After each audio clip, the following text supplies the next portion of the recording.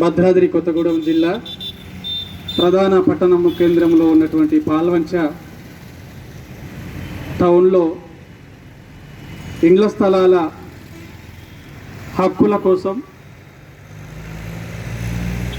మన యొక్క అవసరాల కోసం జర్నలిస్టుల యూనియన్ తరపున స్థలాలు కావాలని ఈరోజు గత వారం రోజులుగా ఈ దీక్షా శిబిరం నడుస్తూ ఉన్నది. దీనికి ఈరోజు బహుజన స్టూడెంట్ ఫెడరేషన్ ఆఫ్ ఇండియా జిల్లా అధ్యక్షులుగా, ఏజెన్సీ గిరిజనేతర నిరుద్యోగ జేఏసీ అధ్యక్షులుగా మా జర్నలిస్టుల పెద్దన్నలకి, సోదరులకి, పేరు పేరున మహిళా సోదరులకి జై భీములు తెలియజేస్తూ, గత 4 రోజుల నుంచి మీతోటి చర్చించాలని, మీతో అంశాలు పంచుకోవాలని, మిమ్మల్ని అందరినీ విష్ చేద్దామని అనుకున్నాము. సమయం కుదరలేదు. మీకంటే చిన్నవాడిని అయినా కూడా ఏజెన్సీ ప్రాంతంలో భద్రాద్రి కొత్తగూడెం జిల్లాలో ఉన్నటువంటి 23 మండలాలు పూర్తి ఏజెన్సీ ప్రాంతం.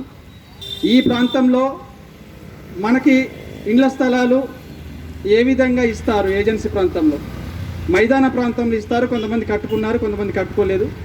ఏజెన్సీ ప్రాంతంలో మనకు హక్కులు లేనప్పుడు, ఏజెన్సీ ప్రాంతంలో పూర్తిగా వాళ్ళకే చట్టాలు, హక్కులు అమలవుతున్నప్పుడు, ఏజెన్సీ ప్రాంతంలో గిరిజనేతలుగా మనం ఏ హక్కులు, ఏ అవకాశాలు లేనప్పుడు మనకి ఇవన్నీ ఎట్లా వర్తిస్తాయి అనేది చిన్న సమాచారాన్ని, అభిప్రాయాన్ని మీతో షేర్ చేసుకుందాం. మీ యూనియనిస్టుల సంఘం తరఫున కూడా గత ఏప్రిల్ 22 తారీఖు నుంచి సుప్రీంకోర్టు తీర్పు ఇచ్చింది. ఏది? జీవో నెంబర్ 3 100% రిజర్వేషన్లకి ఒకే సామాజిక వర్గానికి ఉండకూడదని, భారత రాజ్యాంగం విరుద్ధమని సుప్రీంకోర్టు 18 సంవత్సరాలు సుదీర్ఘ న్యాయం ఇచ్చిన తర్వాత మొన్న ఏప్రిల్ 22 తారీఖు తీర్పు ఇచ్చింది బ్రదర్స్. ఆ తీర్పుని అమలు చేయాలని ఏప్రిల్ నెల నుంచి ఈ రోజు దాకా నేను కనపడ్డాల మంత్రికి, ఎమ్మెల్యేలకి, ఎంపీలకి, వార్డు మెంబర్లకి, అన్ని రాజకీయ పార్టీ నాయకులకి, కుల సంఘాలకి, ప్రజా సంఘాలకి అందరికీ ఇచ్చుకుంటూ వస్తూ ఉన్నాం. 20 సంవత్సరాల నుంచి మన ఎస్సీలకి, బీసీలకి, దళిత మైనార్టీలకి, ఇతర వర్గాల్లో ఉన్న పేదలకి ఉద్యోగ అవకాశాలు 20 సంవత్సరాలుగా ఉద్యోగాలు లేకుండా నిరుద్యోగులుగా బతుకులు ఈడుస్తూ ఉంటే, ఉన్నత చదువులు చదువుకొని ఉద్యోగాలు లేక నిరుద్యోగులుగా ఏజెన్సీ ప్రాంతంలో మగ్గుతూ ఉంటే మా ఆవేదన, మా బాధ ఎవరు పట్టించుకోవట్లేదు. దాంతోటుగా ఇక్కడ 20 వారం రోజుల నుంచి మీ సంఘాల ఆధ్వర్యంలో పెద్దవాళ్ళందరూ ఇక్కడ కూర్చున్నారు. చాలా సంతోషం. మన హక్కుల కోసం, మన పోరాటం కోసం, మన ఉద్యమం కోసం, మనకు రావాల్సిన వాటిని కోసం రోడ్డు ఎక్కుదాం, ఉద్యమాలు చేద్దాం. కానీ ఏజెన్సీ ప్రాంతంలో మనకు ఏ హక్కులు ఉన్నాయి, ఏ హక్కులు లేవు, ఉంటే అమలైతేనే కావట్లేదా? మనం ఎటు పోవాలి? భారత రాజ్యాంగం ప్రకారం మనకు రావాల్సినటువంటి హక్కులు ఎందుకు అమలు కావట్లేదు? భారత రాజ్యాంగం ప్రకారం పౌరులందరికీ ఓటు హక్కు ఇచ్చినప్పుడు, ఆధార్ కార్డు ఇచ్చినప్పుడు మరి మనం ఎట్లా గిరిజనేతలం అవుతాం? ఏజెన్సీ ప్రాంతం అంటేనే వెనుకబడ్డ ప్రాంతం. మళ్ళీ వెనుకబడ్డ ప్రాంతంలో ఈ గిరిజనేతలు అనేది సబబు కాదనేది నా వ్యక్తిగత అభిప్రాయం. అది రాజ్యాంగంలో ఉన్నది. కానీ మన హక్కులు పోతున్నప్పుడు నిశ్శబ్దంగా మేధావులందరూ, విద్యావంతులందరూ నిశ్శబ్దంగా ఉంటే మన హక్కులు ఎవరు సాధించి పెడతారు? 20 సంవత్సరాలుగా ఉద్యోగాలు లేవు, ఉపాధి లేదు, రిజర్వేషన్లు అమలు కావట్లేదు బీసీలకి, ఎస్సీలకి, మైనార్టీలకి. నిరుద్యోగ జేఏసీ పక్షాన 6 నెలల నుంచి నేను ఉద్యమాలు చేస్తూ ఉంటే మన జాతిలో ఉన్నోళ్ళే, మన సంఘాలోళ్ళే, మన కుల సంఘాలోళ్ళే, మన ప్రజా సంఘాలోళ్ళే దాన్ని వ్యతిరేకంగా ప్రచారం చేయటం. ఇండ్ల స్థలాలు కావాలి, మనకి ఇల్లు కావాలి, డబుల్ బెడ్రూమ్ ఇల్లు లేదు, హక్కులు లేవు, రిజర్వేషన్ లేవు, ఉపాధి ఉద్యోగ అవకాశాలు లేవు. ఆ పెద్దన్నకు తెలుసు ఎన్ని సంవత్సరాల నుంచి మనం అనుభవిస్తున్నాము. కానీ ఏజెన్సీ ప్రాంతం అనేటువంటి ఈ 170లో మనకి ఏ రకమైన హక్కులు వర్తిస్తాయి? దీని మీద మీ జర్నలిస్టుల మద్దతు కూడా, మా నిరుద్యోగ జేఏసీకి, మా ఏజెన్సీ గిరిజనేతర సంఘానికి కూడా మీ సపోర్ట్ కావాలని, మీరందరూ కూడా ఈ అంశాన్ని ప్రెస్కో, మీడియాకో ఇస్తేనే ఇక తెలిసేది ప్రపంచానికి. ఇంత చదువుకున్నాం, డిగ్రీలు, పీజీలు, 2 పీజీలు చేశారు. నిన్న మొన్న 9వ తారీఖు పోయి LLB ఎంట్రన్స్ రాసే, ఉద్యోగాలు లేవు. ఏమన్నంటే ఏజెన్సీ అంటున్నారు. ఏజెన్సీ ప్రాంతంలో భారత రాజ్యాంగం ప్రకారం ఎస్సీలు, బీసీలకి మనం వలస రాలేదు కదా. రాజ్యాంగం ప్రకారం రావాల్సిన హక్కులు ఎటుపోతూ ఉన్నాయి? ఎందుకు ఈ రాజకీయ పార్టీ నాయకులు, ఈ కుల సంఘ నాయకులు, ఈ ప్రజా సంఘ నాయకులు, విద్యావంతులు, మేధావులు ఎందుకు మాట్లాడతలేదు? దయచేసి మా ఆవేదన మీతో షేర్ చేసుకుందాం. మీరు కూడా ఇది న్యాయమైన బద్దం, న్యాయమైన డిమాండ్. ఇది ఇళ్ల స్థలాలు కావాలి.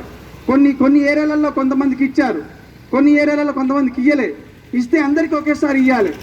ఒక మండలానికి ఒకలాగా, ఒక మండలానికి ఒకలాగా అనేది ఇది ఈ ఒక ఆత్మన్యూనత భావానికి లోన్ కావటమే.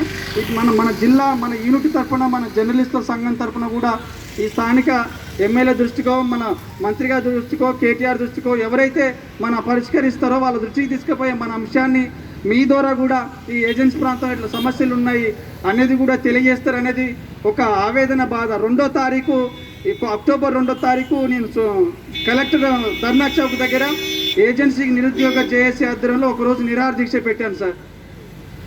ఎవ్వరు కూడా నాకు మద్దతు తెలుపుతాను రాలేదు, సంఘీభావం తెలుపుతాను రాలేదు. నేను అంత ఏం పాపం చేశాము? ఏజెన్సీ ప్రాంతంలో 20 సంవత్సరాల నుంచి ఉద్యోగాలు లేవు, ఉద్యోగాలు కల్పించాలి. ఏజెన్సీ ప్రాంతంలో గిరిజనేతలకి హక్కులు లేవు, రిజర్వేషన్లు లేవు, అమలు చేయాలి. ఏజెన్సీ ప్రాంతంలో జనాభా దామాషా ప్రకారం ఎవరి వాటా ఎంత ఉందో వాళ్ళకంత ఉద్యోగ నియామకాలు నాన్ గెజిటెడ్ ఉద్యోగాలు ఇవ్వాలి, ఆ రోస్టర్ పాయింట్ ప్రకారం నియమించాలి. ఏజెన్సీ ప్రాంతంలో రాష్ట్రపతి ఉత్తర్వులు అమలు చేయాలని ఆ డిమాండ్ పెట్టి ఒక్కరోజు నిరాహార దీక్ష చేస్తే దళిత సంఘాలు, బీసీ సంఘాలు, ఎవరు ఏ సంఘాలు, మన జర్నలిస్టుల సోదరులు కూడా కనీసం తిరుగుతున్నారు తప్ప వచ్చి సంఘీభావం తెలపలేదు. నా పేరు జంపన్న అండి, కొత్తగూడెం జిల్లాకి సుపరిచితుని, విద్యార్థి నాయకుడిని, ఉద్యమకారుని. నా స్వార్థం కోసం పనిచేయట్లేదు కదా సార్. ఏజెన్సీ ప్రాంతంలో మనకు హక్కులు కావాలని కొట్లాడుతూ ఉన్నాం. భారత రాజ్యాంగం ప్రకారం ఓటు హక్కు ఇచ్చినప్పుడు మనకి ఇవన్నీ ఎందుకు వర్తించవు? ప్రభుత్వాలని డిమాండ్ చేయాలి. మన విధానాన్ని, మన ఆలోచనల్ని, మన ఆశయాలని, మన అవకాశాలని, మన హక్కుల్ని కాలరాస్తున్న ఈ కేంద్ర రాష్ట్ర ప్రభుత్వాలకి కొంతమన్నా మన ఆవేదన, మన బాధను అర్థం చేసుకునే విధంగా మీ ద్వారా, మీ పత్రికల ద్వారా ముందుకు తీసుకుపోవాలనేది నా ఆకాంక్ష, ఆవేదన మీతో షేర్ చేసుకుందాం, మీకు మద్దతు పలుకుదాం, మీకు సంఘీభావం పలుకుదామని ఈరోజు నేను రావటం జరిగింది. దానికి మీ అందరూ కూడా ఈ విషయాన్ని ఆలోచించాలని అందరికీ పేరు పేరున ధన్యవాదాలు తెలియజేస్తూ జై భీమ్.